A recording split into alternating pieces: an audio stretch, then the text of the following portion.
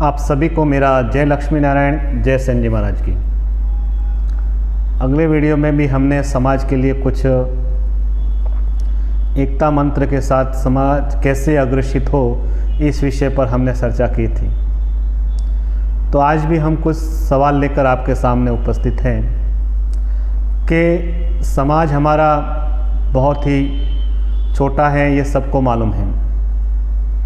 जो तादाद हम विचार करते हैं वो वास्तविक तादाद हमारी नहीं है, और उसके साथ साथ इतने कम होने के बावजूद भी हम हर क्षेत्र में पिछड़े हुए हैं। हर समाज की 5 उपलब्धियां होती हैं, और वो उपलब्धियां अगर समाज में परिपूर्ण हो जाती हैं तो वो समाज निरंतर ही प्रयास विकसित होता रहता है, और वही समाज 5 उपलब्धियों के साथ विकसित होता है। पहली उपलब्धि, अगर किसी समाज में शिक्षा का बहुत ही महत्व है और समाज का हर बच्चा यानी 60 से 70% या 80% लोग अगर शिक्षित है तो वो समाज निरंतर विकसित मार्ग पर जाएगा। दूसरा, आर्थिक रूप से अगर जो समाज आर्थिक रूप से मजबूत है वो भी निरंतर आगे प्रगति करेगा।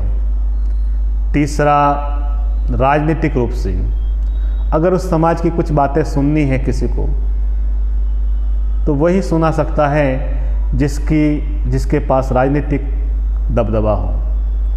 चौथा, सामाजिक समरसता, जिसके समाज में एकता हो, एक दूसरे को आगे ले जाने की भावना हो, वही समाज दिन प्रतिदिन प्रगति करता है।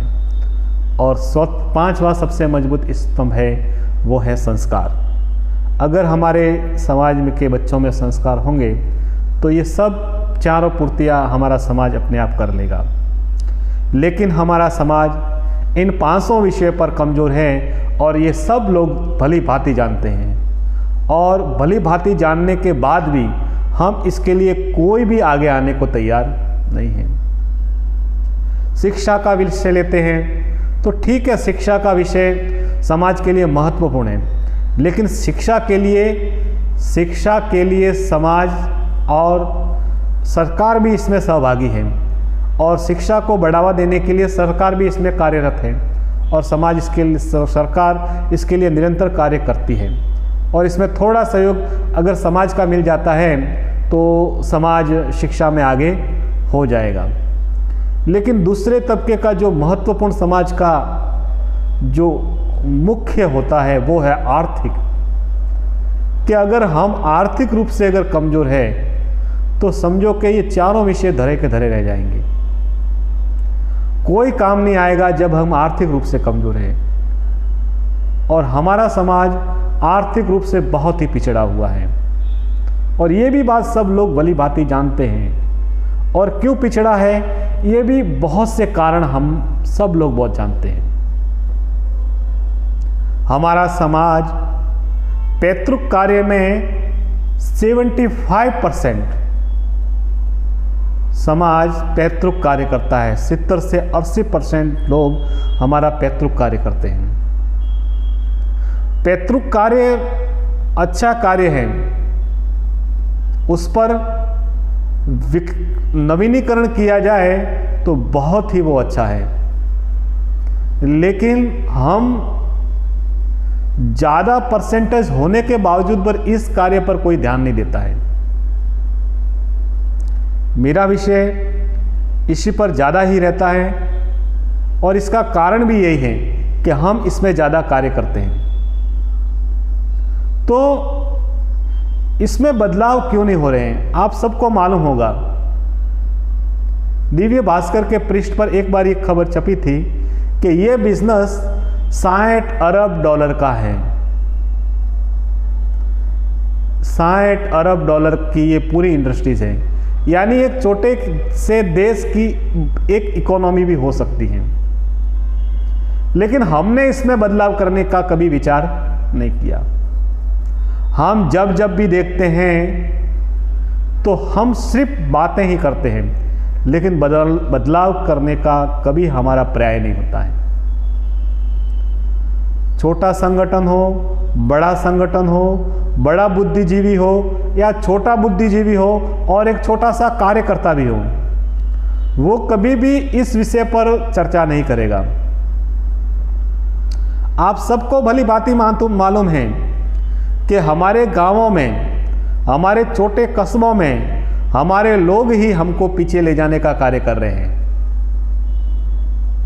यह आप सबको मालूम है कि हमारे गांव में अगर 4 सलूने हैं तो 4 सलूनों का कार्य मिलकर कार्य करने का नहीं है। उन चारों सलूनों में एक दूसरे के प्रति विरोधाभासी है। कैसा विरोधाभासी? एक अगर अपने कार्य में 10 रुपये ज़्यादा ले रहा है तो दूसरा उसके कार्य में 2 रुपये उससे कम लेगा, तीसरा उसका 5 रुपये, चौथा उसका 10 रुपये कम लेगा। इसलिए ये समझो कि ये अपने परिवार को ही कमज़ोर करने का हमारा प्रयास है और ऐसे प्रयास से कभी भी समाज आगे नहीं आएगा। ये आप लिख कर ले लो कि ऐसे प्रयासों से कभी समाज आगे नहीं आता है। इसलिए हमें ये बात को समझनी होगी कि हमारा गांव अगर किसी शहर से 20 किलोमीटर दूर है, हमारे सलून के आज ये गांव है और इसके पास में गांव अगर 10 किलोमीटर है तो हमारा ग्राहक वो 10 किलोमीटर कभी नहीं जाएगा। दिखावे के लिए वो 10 दिन जाएगा लेकिन बाद में वो हार थक जाएगा, क्योंकि अगर हम अपने कार्य में 10 रुपये लेते हैं तो उसको ज़्यादा 10 रुपये आने जाने का व्यय भी करना है, वो भाड़ा भी लगता है और समय भी खराब होता है। इसलिए हमें यह सोचना है कि वो ग्राहक कहीं नहीं जाएगा, वो वास्तविक में 10 दिन या 15 दिन या महीने या 2 महीने के बाद हमारे पास ही आएगा। हम क्यों ऐसा कार्य करते हैं कि हम लोगों को मौका देते हैं बोलने का और हमारे परिवारों को ही हम कमजोर करने पर तुले हुए हैं। ये किस भविष्य में हम जी रहे हैं? आज आप कोरोना की स्थिति ले लीजिए। कोरोना में आप सब लोगों ने भाव बढ़ाए, लेकिन आपने कोरोना कम होते होते ये विचार कर लिया कि हमारे पास ग्राहक कम आ रहे हैं। अरे भाई, वास्तव में ग्राहक तो कम हुए हैं। अगर कम ग्राहक उस बीमारी की वजह से हुए हैं तो हमें भाव उतारने की क्या जरूरत थी? क्या किसी गेहूं में भाव उतरे? डीजल वालों ने गाड़ियों में डीजल कम भरवाया था, उनके भाव उतरे। पेट्रोल की गाड़ियों में भाव उतरे। किरायों में कई कमी हुई, कई दवाइयों में कमी हुई। एक भी कार्य में आप देख लो कि वहाँ कभी भी उतार नहीं आया है। ये पूरे समाज की एक हमारी ही कौम ऐसी है जो पीछे जाने पर तुली हुई है और वही ये कार्य करती है कि हम कम लेंगे। कैसी मानसिकता है आपकी? आपको मालूम है कोरोना की वजह से पूरी दुनिया में ग्राहकों में कमी आई है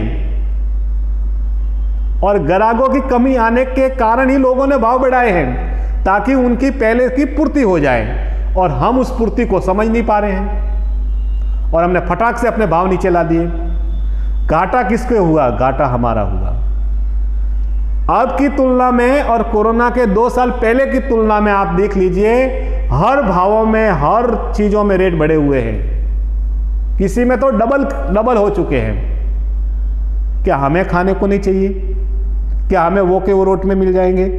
वो के वो रेट में मिल जाएंगे?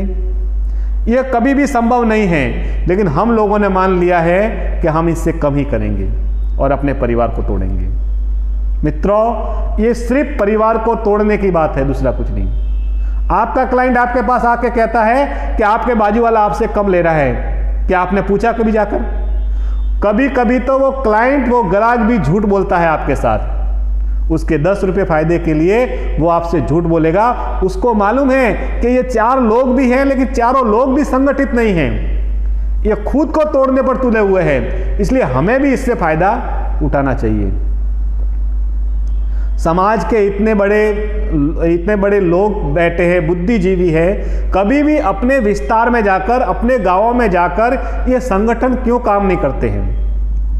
अरे सबसे बड़ा संगठन को कार्य तो ये करना है कि हमें आर्थिक रूप से उभरना है। और ये कैसे उभरेंगे?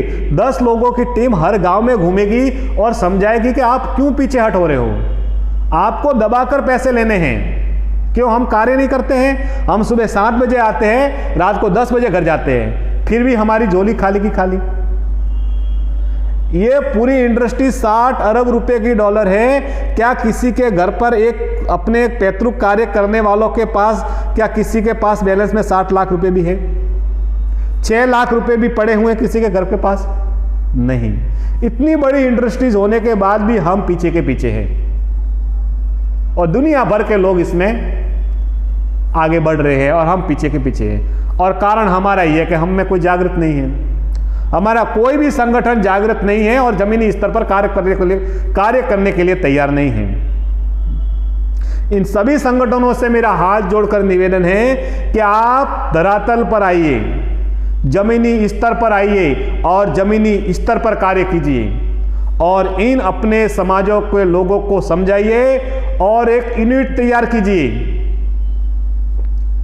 और उसके माध्यम से समझाइए लोगों को कि हमें आगे बढ़ना है, आर्थिक रूप से मजबूत होना है। खुद को तोड़ने की कोशिश मत कीजिए। आपका ग्राहक आपसे संबंध रखता है तो वो कभी नहीं जाएगा, वो थोड़े दिन देखेगा लेकिन फिर से आपके पास चला आएगा।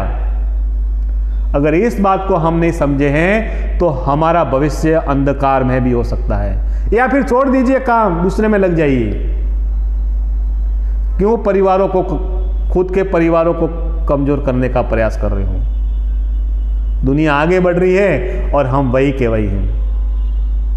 मित्रों, ये समझने वाली बात है कि हम सब आज आर्थिक रूप से कमजोर हैं। इसका कारण भी यही है। आराम से 1000 रुपया कमाने वाला, रोज का 1500 रुपये कमाने वाला महीने का 45 से 50 हजार रुपया अपने गांव में कमा लेता है, तो वो कमजोर कैसे हो सकता है? उसका कारण यही है कि हम आपस में टूटे हुए। हमें मालूम है हम संगठित है ही नहीं, कहीं भी किसी भी स्तर पर हम संगठित नहीं हैं। 2 जिले 4 जिलों में ले लो, 300 से 400 संगठन होंगे और कार्य सब फेसबुक पर, व्हाट्सएप पर, इंस्टाग्राम पर ही वो बड़े बड़े नाम संगठन के चलते हैं। जमीनी स्तर पर आने को कोई तैयार नहीं है। क्या ऐसा समाज विकसित करेगा? दुनिया भर के लोग इस अपने पैतृक कार्य को लेकर स्टडी कर रहे हैं कि हम इसको स्टार्टअप कैसे दें, इसको स्टार्टअप की ओर कैसे ले जाया जाए, और हमें इसके बारे में मालूम ही नहीं है कि स्टार्टअप क्या है। उनके सामने समस्या है कि स्टार्टअप के लिए हमें कारीगरों की फौज खड़ी करनी पड़ेगी। हमारे पास फौज होते हुए भी, विकल्प होते हुए भी हम स्टार्टअप का रूप देने को तैयार नहीं हैं। हम हमारे बिजनेस को नवीनीकरण में डालना ही नहीं चाहते। बुद्धिजीवी वर्ग भी इससे भाग रहा है। इससे क्या है, ये पैतृक धंधा है, ये खराब नहीं, ये खराब नहीं है। इसको आप रिसर्च कीजिए, देखिए, ये खराब नहीं है, ये आपको भविष्य को संवार भी सकता है। तो मित्रों, ये समझने वाली बात है। सभी संगठनों से मेरा निवेदन है कि अपने दूरगामी सोच को थोड़ा गांव में लाइए, अपने स्तर पर लाइए, अपने छोटे कस्बों पर लाइए, अपने छोटे शहरों पर लाइए और संगठित होकर अपने लोगों को समझाइए। ये सबसे बड़ा सफल कार्य है आपके लिए। अगर ये हर संगठन ये कर लेगा तो हमारा समाज आगे बढ़ेगा। नहीं तो हम ऐसे के ऐसे रह जाएंगे। आप समझो कि हम उत्तर प्रदेश जाएंगे, दिल्ली वालों को संगठन करेंगे, वो करेंगे, ये कुछ होने वाला नहीं है। आप जमीनी स्तर ही आपका अगर कमजोर है, आप धरातल पे अगर काम करना नहीं चाहते हो, तो समझ लो कि ये सब बातें ही हैं।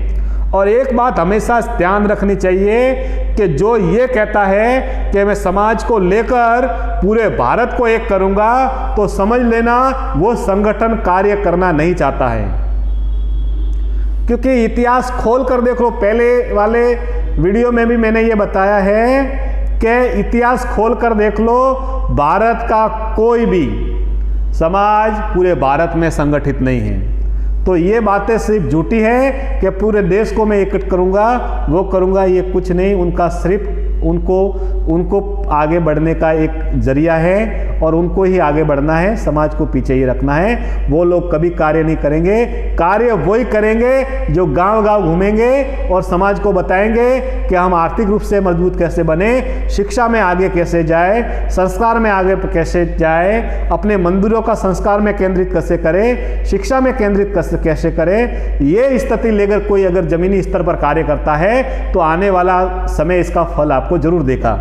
लेकिन सिर्फ जो बातें करता है वो समाज को कभी भी आगे नहीं ले जाएगा। इसलिए सभी से निवेदन है कि आप उन बड़ी बड़ी बातों को छोड़कर समाज के नीचे तबके वाले लोगों के साथ जुड़िए, उनको समझाइए कि हमें आर्थिक रूप से मजबूत बना है। इतनी बड़ी इंडस्ट्रीज में हम अगर 1% भी हमको मिल जाता है तो हमारा समाज आर्थिक रूप से मजबूत बन जाएगा।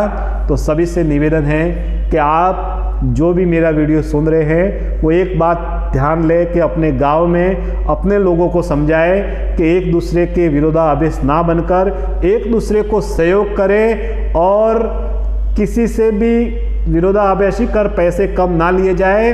हमें भी हमारे घर चलाने हैं, हमारे बच्चों को पढ़ाने हैं। आर्थिक रूप से कमज़ोर होंगे तो ये हम कभी भी आगे नहीं बढ़ेंगे। एक बात हमें समझनी है, जो आर्थिक रूप से कमज़ोर है वो दबा कुचला ही रहेगा, उसको पैरों के नीचे कुचला ही जाएगा। इसलिए सावधान हो जाइए। हम अभी भी अगर समय के साथ नहीं चले हैं तो आने वाला समय हमें कुचलता ही रहेगा। इसलिए सभी से निवेदन है कि इस विषय पर आप ज़्यादा से ज़्यादा ध्यान दीजिए, अपने गांव में कार्य कीजिए, अपने छोटे कस्बों में कार्य कीजिए और फिर आगे बढ़िए। सलून का नेटवर्क तैयार कीजिए और फिर देखिए आपके हाथों में होगी आपकी प्रगति। एक बड़ा सा नेटवर्क तैयार कीजिए और इसको भी स्टार्टअप का रूप दीजिए। अगले वीडियो में मैं आपको बताऊंगा कि इस बिजनेस को हम राष्ट्रीय मानव मंच कैसे स्टार्टअप की ओर ले जा रहा है और कैसे इसमें लोगों को जोड़ेगा और कैसे समाज को विकसित दिशा देगा। ये मैं आपको अगले वीडियो में बताऊंगा। जय लक्ष्मी नारायण, जय सैनी महाराज।